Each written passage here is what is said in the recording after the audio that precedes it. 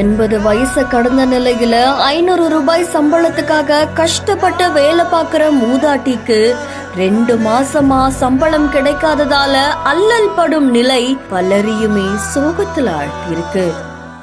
சிவகங்கை மாவட்டம் காரைக்குடி இடையூர் தெருவை சேர்ந்தவங்க தான் மூதாட்டி மீனாள். இவங்களுக்கு 80 வயசு ஆகுது அப்படின்னு சொல்லப்படுது. அந்த பகுதியில இருக்கிற நகராட்சி சார்பில் செயல்பட்டு வர படிப்பகத்துல 40 வருஷமா பணிபுரிஞ்சு வரதாவும் இவங்களுக்கு மாசம் 500 ரூபாய் சம்பளமும் அப்படின்னு சொல்லப்படுது. படிப்பகத்தை தூய்மைப்படுத்துற பணி, அதுக்கப்புறமா தினசரி நாளிதழ்களை சேகரிச்சு நகராட்சியில ஒப்படைக்கிற பணி செஞ்சுட்டு வராங்களாமா. இதை தொடர்ந்து மூதாட்டியுடைய பிரச்சனை தீர்ந்ததாகவும் அவங்களுடைய 2 மாச சம்பளம் கிடைத்ததாகவும் தகவல் வெளியாகிருக்கு. இந்த நிலையில அந்த வயதான மூதாட்டி அந்த வேலையை விட்டு விலகினதாகவும் சொல்லப்படுது.